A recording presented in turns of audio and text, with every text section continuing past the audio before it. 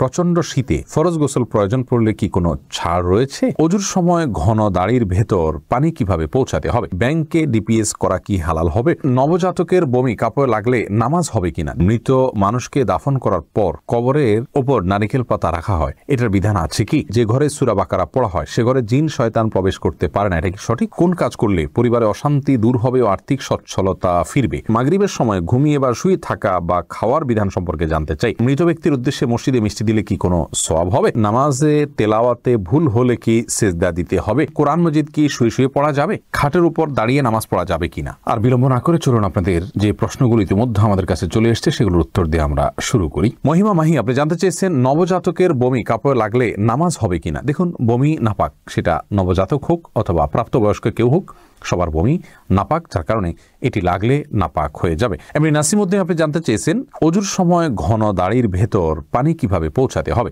দেখুন, পানি এভাবে কোষ করে ধরে আপনি যেভাবে ভিজিয়ে রাখেন তাহলে সেক্ষেত্রে যত ঘন দাঁড়িয়ে হোক না কেন গোড়ায় চলে যাবে। এরপরে বোন সাদিয়া ইসলাম জানতে চাইছেন লোকমুখে শুনেছি জীবদ্দশায় 1 কেজি সুরমা লাগালে সে জান্নাতি, এটা কি সঠিক? না বোন, এরকম কোনো কথা নেই যে 1 কেজি পরিমাণ সুরমা লাগালে সে জান্নাতি হবে। তবে হ্যাঁ, মৌলিকভাবে সুরমা লাগানো রাসূল আকরাম সাল্লাল্লাহু আলাইহি ওয়াসাল্লামের সুন্নাহ এবং সে বিষয়ে নবী সাল্লাল্লাহু আলাইহি ওয়াসাল্লামের সুস্পষ্ট নির্দেশনা রয়েছে। আমরা সুরমা লাগাবো আমাদের সাধ্য অনুযায়ী, তবে 1 কেজি পরিমাণ লাগাতে হবে এমন কোনো কথা নেই, এটি মন গড়া কথা। সজল শেখ আইডি থেকে আপনি জানতে চাচ্ছেন ব্যাংকে ডিপিএস করা কি হালাল হবে? শুধু ব্যাংকগুলোতে ডিপিএস করা হারাম হবে, যেহেতু সেখানে আপনাকে সুদ দেওয়া হবে, সুদ ভিত্তিক লেনদেনের চুক্তি আপনার সাথে হয়ে যাবে সেজন্য। আর ইসলামী ব্যাংকগুলো যদি হয় তাহলে সেক্ষেত্রে বেশ কিছুটা ছাড় রয়েছে এবং সেটি কিছুটা কোনো কোনো ক্ষেত্রে এটি সন্দেহের মধ্যে পড়বে, শুবহাতের মধ্যে পড়বে, বাকি মৌলিকভাবে অন্য কোনো উপায় যদি কারো না থাকে এটি নাজায়েজ বা হারাম সরাসরি হবে না। তবে অ্যাভয়েড করতে পারলে সেটাও ভালো, যেহেতু সংশয় বা সন্দেহ সেখানেও রয়েছে। মাহফুজ আহমেদ মুন্না জানতে চেয়েছেন মৃত মানুষকে দাফন করার পর কবরের ওপর নারিকেল পাতা রাখা হয়, এটার বিধান আছে কি? না, মৃত ব্যক্তিকে কবরে দাফন করার পর নারিকেল পাতা রাখার কোনো নির্দেশ কোরআন হাদিসে কোথাও দেওয়া হয়নি, বরং রাসূল আকরাম সাল্লাল্লাহু আলাইহি ওয়াসাল্লাম একটা কবরে তিনি ডাল গেড়েছেন এমনটি পাওয়া যায়, সেটি একটা কবরেই গেড়েছেন, এছাড়া অন্য কোনো কবরে বা সচরাচর সব কবরে তিনি ডাল গেড়েছেন এমনটি পাওয়া যায় না, যার কারণে কবরে কোনো কিছু গাঁটতে হবে এমন কোনো কথা ইসলামের শরীয়ত অনুযায়ী নির্দেশিত নয়। মুজাহিদুল ইসলাম শওকাত আপনি জানতে চেয়েছেন যে ঘরে সূরা বাকারা পড়া হয় সে ঘরে জিন শয়তান প্রবেশ করতে পারে না, এটা কি সঠিক? যদি সঠিক হয় তবে সূরা বাকারা কতটুকু পড়তে হবে? ভাই মুজাহিদুল ইসলাম, এটা সঠিক এবং এ সম্পর্কে রাসূল আকরাম সাল্লাল্লাহু আলাইহি ওয়াসাল্লামের স্পষ্ট হাদিস রয়েছে।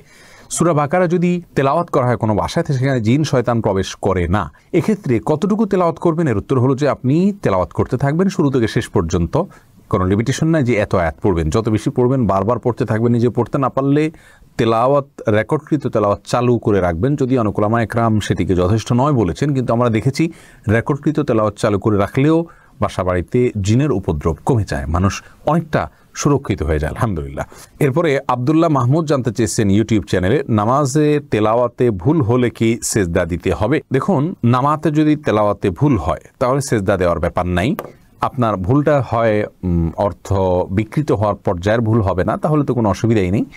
আর যদি অর্থ বিকৃত হওয়ার মতো ভুল হয় সেক্ষেত্রে আপনি 3 আয়াত বা যতটুকু না পড়লে নয় এতটুকু পড়ে ফেলেছেন, তারপরে যদি ভুল হয় তাহলে ইনশাআল্লাহ সেখানে আপনার সালাত হয়ে যাবে। কোনো কোনো ক্ষেত্রে অর্থ বিকৃত হওয়ার মতো ভুল যদি হয় তাহলে সেক্ষেত্রে আপনার সালাত হবেই না, সিজদা সাহুতে এটি কুলাবে না। নুসরাত জাহান ইমু আপনি জানতে চেয়েছেন মৃত ব্যক্তির সামনে আগরবাতি জ্বালানো যাবে কিনা। দেখুন, আগরবাতি মূলত জ্বালানোর নির্দেশ হলো সুঘ্রাণের জন্য, অতএব মৃত ব্যক্তিকে রেখেছেন, তার দেহ থেকে কোনো দুর্গন্ধ আসতে পারে, সেই জায়গা থেকে আপনি সুঘ্রাণ যুক্ত কোনো কিছু ব্যবহার করতেই পারেন, আগরবাতি জ্বালাতেই পারেন।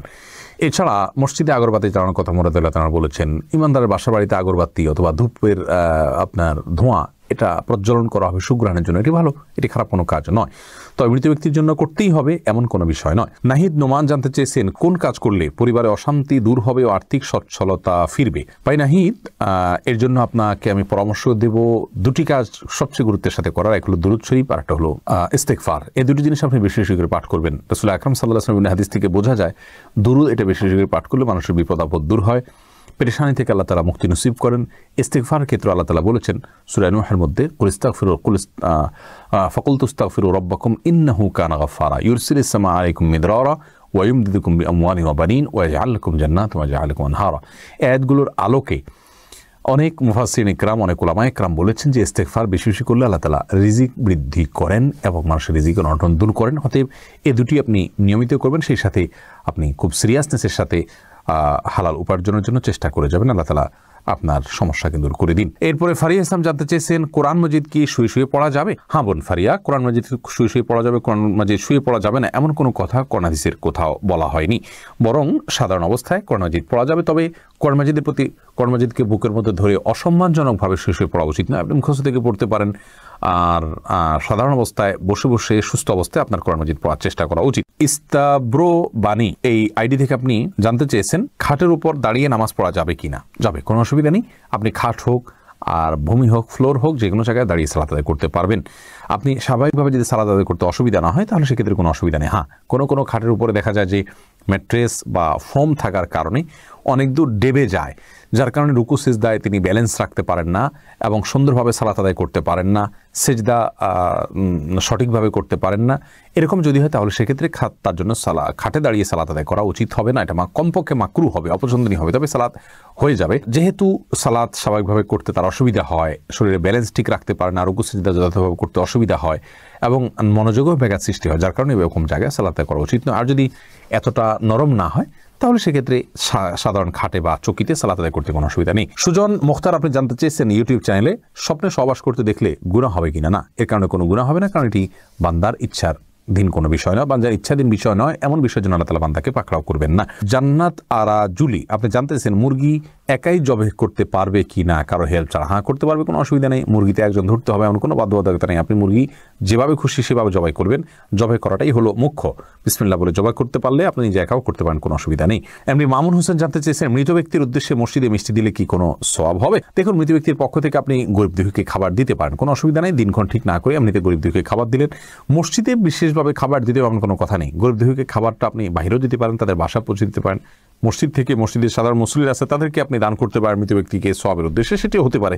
কিন্তু এটিকে আমাদের দেশে যেরকম সিস্টেম বানিয়ে নিয়েছে এমন মানুষ, যে কেউ মারা গেলে মসজিদে মিষ্টি পাঠানো, জিলাপি পাঠানো, মুসল্লিদেরকে খাওয়ানোর জন্য, এরকম কোনো নির্দেশ, আলাদা পার্টিকুলার নির্দেশ ইসলামে দেওয়া হয়নি। তবে হ্যাঁ, গরিবের পক্ষ, এই মৃত ব্যক্তির পক্ষ থেকে আমরা সাদাকা করতে পারি, তারই অংশ হিসাবে খাদ্যদান হতে পারে। সেটি গরিব অসহায় মানুষকে প্রাধান্য দিয়ে দেওয়া উচিত। মসজিদে না দিয়ে আপনি সেটি যদি বস্তিতে দেন, গরিব মানুষের বাসা বাড়িতে দেন, সেটি আরও বেশি সওয়াবের কারণ হবে ইনশাআল্লাহ। এমডি রায়হান সিদ্দিকী আপনি জানতে চেয়েছেন, মাগরিবের সময় ঘুমিয়ে বা শুয়ে থাকা বা খাওয়ার বিধান সম্পর্কে জানতে চাই। দেখুন ভাই রায়হান, মাগরিবের পরে এশার আগে শোয়ার ব্যাপারে হাদিসে নিষেধাজ্ঞা রয়েছে। নবী সাল্লাল্লাহু আলাইহি ওয়াসাল্লাম অপছন্দ করতেন এই সময় শোয়াটাকে, যার কারণে মাগরিবের পরে শোয়া উচিত নয়। তবে যদি কেউ অসুস্থ থাকেন, শরীরে ক্লান্তি থাকে, তিনি শুয়ে আছেন ক্লান্তির কারণে, সেটি ভিন্ন বিষয়।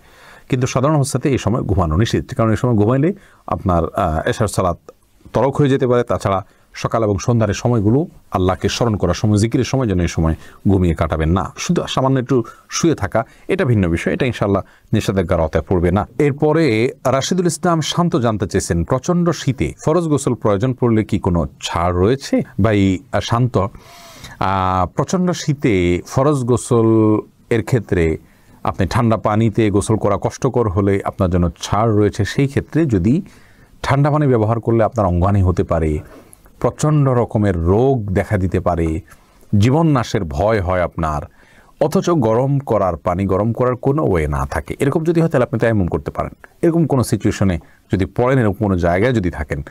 কিন্তু সচরাচর আমাদের দেশে যে পরিমাণ শীত পড়ে, কিছু যে এলাকাতে পঞ্চগড় ইত্যাদিতে অনেক বেশি শীত পড়ে, সেখানে এরকম কোনো সিচুয়েশন থাকতে পারে।